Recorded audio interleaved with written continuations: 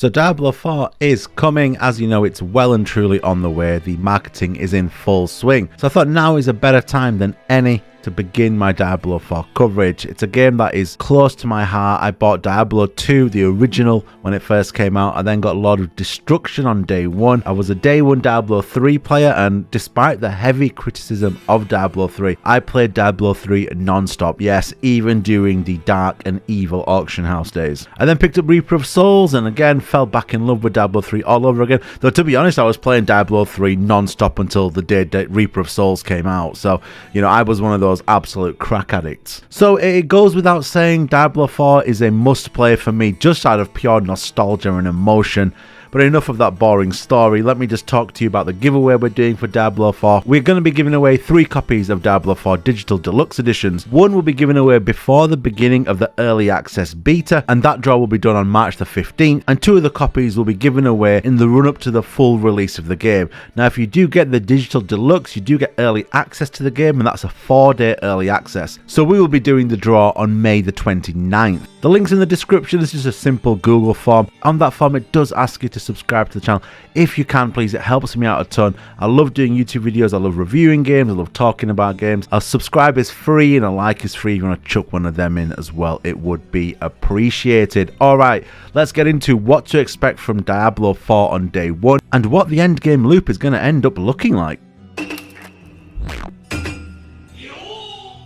So the first thing to touch upon would be world tiers. Now, so being a hardcore Diablo player, I'm going to give you my opinion of what world tiers are. To me, they're not really a true game function in Diablo. I mean, they're basically glorified introductions and tutorials that are introduced to the player to slowly get them used to the increasing difficulty towards the end game, the gearing and crafting that is a core part of the end game loop, as well as just simply getting the player to understand what Diablo 4 looks like as you get towards the real meat and bones of the game. Every world tier has better loot drops, better experience, and better gold drops, which is the in-game currency, and every new world tier will introduce you to a slightly new part of the game, whether that be nightmare sigils, dungeons, or unique items. If this is anything like previous Diablos, you'll be ending the main story in the final world tier, which is world tier 5, Torment, and when that ends, that will then drop you off at the start of the end game, or as I like to call it, the game. So the first thing we want to talk about here is the Tree of Whispers. Basically, the Tree of Whispers is a posh way of saying bounties, but in this case, in Diablo 4,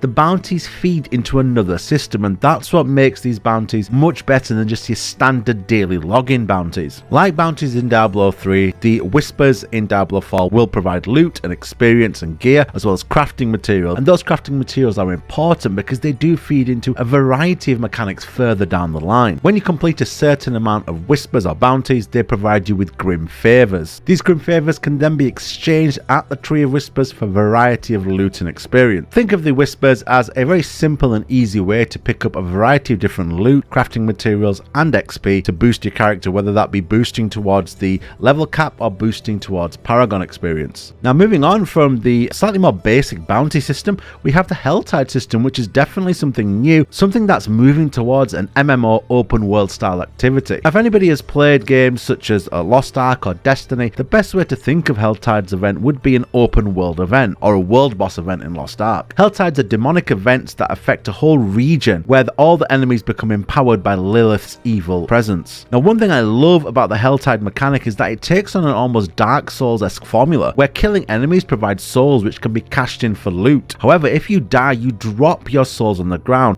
These souls can be cashed in to open Helltide chests, and Helltide chests in different areas give you exclusive items to a singular item slot. Now, this will allow you to target farm, which is something that wasn't possible before, will definitely lessen the almost infuriating grind towards specific pieces. At least it makes it a touch easier.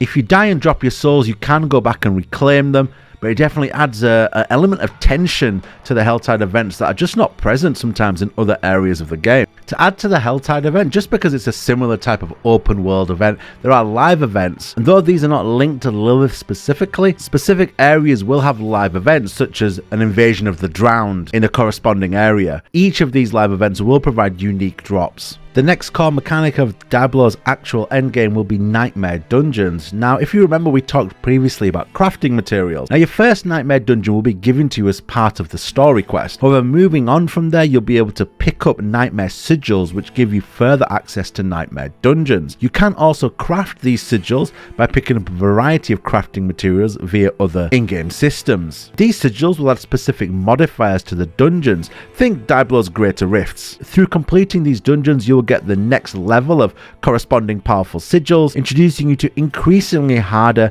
and tougher dungeons. Now, if you think about it, there's over 150 dungeons at launch. Then via the crafting system, you're going to be getting another completely random bunch of empowered dungeons as well. There's a huge amount of replayability in these dungeons when you add in the different modifiers. Of course, the catch here is going to be, are the dungeons that come with the game, are they diverse enough? If they are not, there may be a lot of repetition in it, but here's hoping that the modifiers are original enough to keep it refreshing. And then finally, briefly, we'll touch upon PvP. Now, PvP is more like PvPvE zone in Diablo 4. Think of Division's extraction zone, or Dark Zone as it was known in the Division, where you kill a bunch of enemies and they drop a material that you have to extract from the PvP zone. When you try and extract those materials from the PvP zone, you are marked for PvP. Now, you can go in this zone and not be flagged for PvP and just kill the enemies, but when you try and extract the goods from the zone, you are automatically flagged for PvP. For me, this sounds like a really, really fun zone. I loved the Dark Zone in the Division, and this is basically the Dark Zone, but Diablo 4 style. Give me more of it. Now, at the moment, we've been told that the rewards are simply cosmetic, which I don't mind really, because I think it would take some of the toxicity out of PvP. I, for one, am excited to try this. Normally, I completely avoid PvP in this type of game, but this sounds right up my street. Next up, we have world bosses, and this is obviously something very new to Diablo. World bosses will spawn in the open world, which is a fixed open world. At launch, there's 3 world bosses that have been announced: Ashava the Pestilent, Avarice the Gold Cursed, and finally the Wandering Death. Now, in the beta, we will be able to fight Ashava on eye level, so you will actually have access to some of these mechanics we're going to talk about. In Diablo 4, the world bosses consist of multi-stage events and battles. 12 players will be phased in together and have to work together to defeat the world boss. When the world boss spawns, the camera zooms out to convey the scale of the fight. You'll be using mounts over long distances during the battle. Now, when you first face Ashava in the beta, there's some key things to look out for. First of those being his health bar. World bosses will have a variety of breakpoints on the health bar. Once the breakpoint is reached, the arrow on the bar will flip and a bunch of healing vials will be released. This indicates that you're into the next phase of the fight, as well as giving you the opportunity to heal up. There is now a stagger bar in world bosses in Diablo, which is not something they've really had before. Think of Lost Ark stagger bar on the bosses, but without a wipe mechanic after. Instead, doing CC skills will slowly fill up the stagger bar. Once the stagger bar is filled, the boss will be vulnerable for 12 seconds. This is a 12-second damage window to unleash hell on the boss and do as much DPS as possible. Every time the boss is staggered, every world boss will have a unique break mechanic. So one of the world bosses, for example, loses an arm and therefore loses a certain set of moves. As is to be expected, world bosses in Diablo have unique loot and a bunch of gold and XP linked to them, as well as providing some really MMO feels for the game that at times will be quite a solitary experience. Now, one thing Blizzard have been clear to point out is that in Diablo 4, your power isn't only going to come from your items, which it basically used to be in the past. They have tried to make it as clear as possible that actually a large chunk of your power will come from a variety of other factors, and this is where the true end game is for Diablo. And if you're going to get into Diablo for the first time, I'd say this is the key takeaway you need to have before you get into Diablo. Having a passion for perfecting a build is the heartbeat of Diablo, and it always has been. Unlike, let's say, a game like Lost Ark, there's no huge endgame pinnacle content. Not right now. They have suggested it is something they're looking to do, and they have said that there will be pinnacle content in every season, but out of the box, we don't get seasons. So why would you get into Diablo? Well, you need to have that burning passion, that fuel in your heart to perfect builds, to have a variety of builds for your character that are fun to play. That grind for that huge dopamine hit when you get the item you've been looking for is something that has had old school Diablo players hooked for decades. And it's here where the Paragon board, Paragon Point system and skill point system come into play. Throw on top of this seasons, which will provide a whole new set of builds, items and unique weapons and armor to collect, and you have in front of you the core concept of Diablo, and it's always been the core concept of Diablo. If you're coming into Diablo expecting some kind of grand story or open world action RPG with loads of side content and story, you will get a bit of that, but it's not going to be as fleshed out as what many AAA games are at the moment. Instead, this is all about builds, weapons, items, and completing harder and harder content with better and better builds. In the background here, I do have the Diablo 4 build calculator, which is up and running for all classes. It is a work in progress, and of course it's subject to change, but it gives you a really good idea of just the sheer amount of flexibility in the builds for every class. On top of this, you've got the Paragon boards as well, which are this behemoth of customization and flexibility, and you really do begin to paint a picture of what the world of Diablo looks like. So there's a couple of core concepts to this build system and this kind of end game refinement process of Diablo. One is the Codex of Power, the other is the Paragon boards, and the final one is your skill trees. The Codex of Power is basically a way of capturing skills and items and being able to freely move them onto other items at your leisure. Now, it's important to note that not every skill can be put into the Codex of Power. It is limited, and basically these are passive skills that can be picked up at dungeons and stored in the Codex. I think it's great that not every power can be put in the Codex, therefore always pushing the player towards exploring and fighting and engaging with the gameplay systems to get those upper tier passives that can be added to your items. You've also got the Reknown system, which again lets you explore and increase the amount of skill points, Paragon points, as well as quality of life things such as potion charges that you can get. Further pushing the players out into the world to increase their, not only their character, but their overall account power as well. You must remember that a lot of the power-ups you get on one character will be automatically given to the next characters you build, thus making every future and subsequent leveling of characters that much easier. Every Reknown level will give different rewards, but as a baseline, you get bonus XP and 10,000 gold per level, and then at certain Reknown points, you'll get certain quality of life and upgrades to your account. At 80 Reknown, you get a skill point. Roughly 180, you get an extra potion charge. At 300, you get more skill points. At 500, more skill points, and at 800, 4 Paragon points. Which nicely leads us into the Paragon system. Every quarter of a level, you'll be given Paragon points. These can be used to upgrade your character beyond the level cap. This was a system that was infinite in Diablo 3. It isn't infinite in Diablo 4, but it does allow for customization